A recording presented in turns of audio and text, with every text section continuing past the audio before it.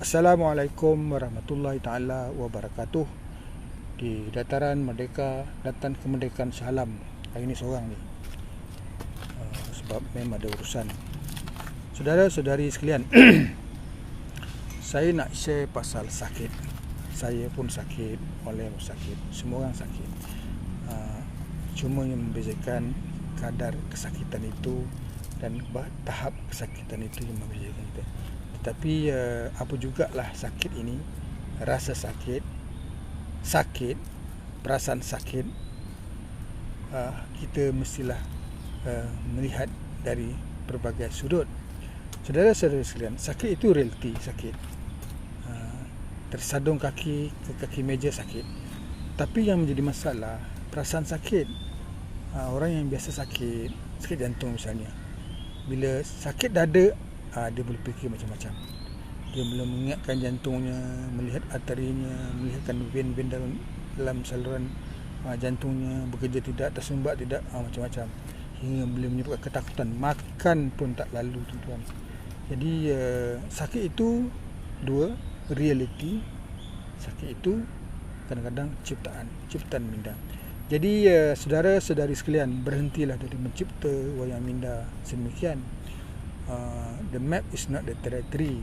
Peta itu tidak pernah kawasan. Jadi rasa sakit hanya ciptaan.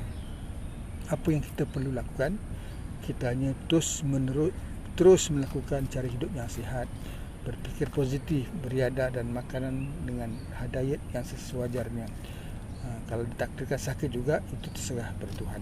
Saudara-saudari sekalian, akhirnya sakit itu adalah makna dan tafsirannya. Sakit itu bagaimana kita melihat cause and effect-nya. Jangan sekali-kali kita terpengaruh kata orang lah. Kita yang merasakannya, kita yang mencipta kesakitannya, kita yang mencipta betapa bahayanya perasaan itu terus ke dalam ketakutan. Saudara-saudari sekalian, ia adalah pengalaman subjektif. Bagaimana kita mentafsir. Sebabnya kalau di IJN ada soalan tanya, berapakah kadar kesakitan 1 hingga 10. Orang yang penakut ni, sakit sikit pun dah 10 dah apa ni. Tapi orang tetap yakin sakit macam mana pun dia menurut kadar 1 dan 2. Saudara-saudari sekalian, keduanya jangan sekali-kali kita berharap orang setuju dengan kita. Bila kita kata kita sakit, jangan fikir orang akan peduli. Orang tak peduli pun. Kita yang sakit bukan dia. Mungkin dia boleh meraihkan simpati, tapi merasakan kita.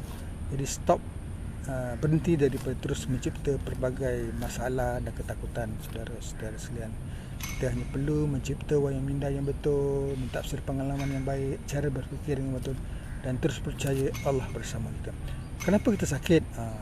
Soalan kenapa kita sakit, sudah tentulah pertama jawapan yang paling baik dalam DNA kita, sebab kita akan sakit satu ketika.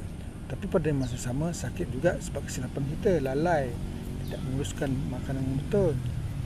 Jadi kalau itulah keadaannya, kita berusaha lah. Tapi yang jelasnya, sakit itu tetap kehendaknya.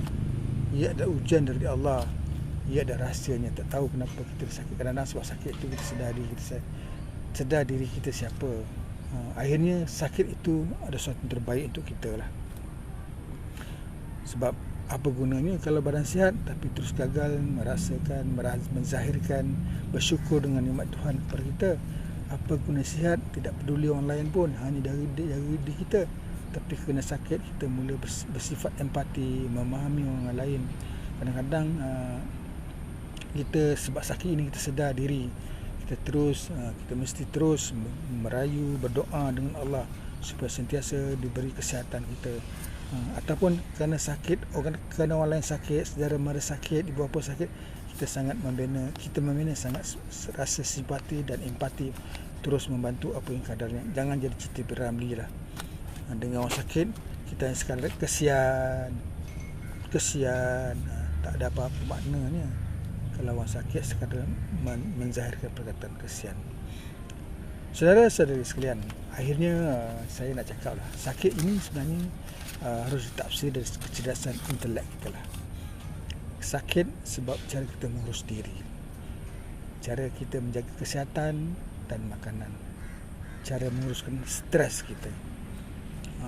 Kata orang, kencing manis bukan sebab gula, sebab stres. Hati-hati tuan-tuan. Dan tentulah kardiovaskular, penyakit kardiovaskular bukan hanya pasal fizikal dan makan, dia sebab cara kita mengurus stres kita. Jadi walaupun kesakitan tu bersifat fizikal, kegagalan organ dan sel-sel badan, tetapi kita harus melihat dari sudut yang lain. Itu yang pertama lah, sakit sebab fisiologi. Kedua, sakit sebab kesedaran diri lah. Sakit menyebabkan kita sedar diri kita, kita tahu mengurus diri sewajarnya, kita bersifat empati, simpati dengan orang lain, kita ada motif dan alasan, kita ada motivasi sentiasa menjaga diri kita, menjaga anak-anak, menjaga ibu bapa supaya sentiasa sihat. Dia ada pasal peringkat yang lebih tinggi dari hanya menjaga fizikal. Dia ada suatu bagaimana kita yakin diri. Kita tidak pernah mencipta wayang minda yang bukan-bukan. Kalau nak pergi operate pun, sebelum kita melalui operasi fizikal, kita mesti melalui operasi emosi. Yakin doktor boleh melakukan sesuatu yang terbaik untuk kita.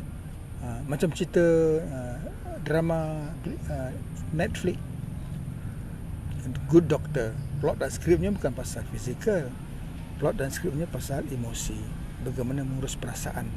Doktor, good doctor bukan jaga fizikal tapi jaga emosi.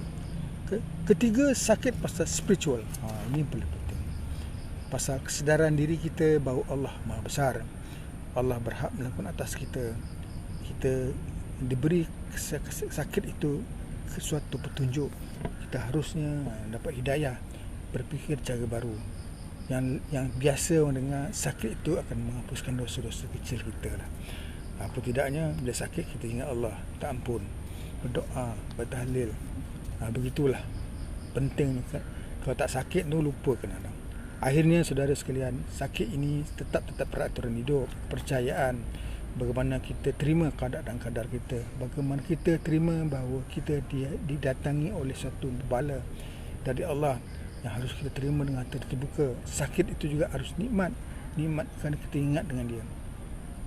Kita tidak pernah tahu kenapa kita sakit.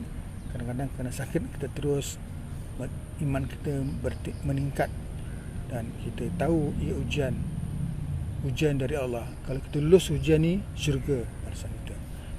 Saudara sekalian, sakit itu kemuncak pengabdian kita kepada Allah, sebab akhirnya kita minta darinya, berdoa dengannya supaya sentiasa kita diberi kesembuhan dan kekuatan diri supaya kita terus dapat hidup, beribadat, menghamba diri dengannya.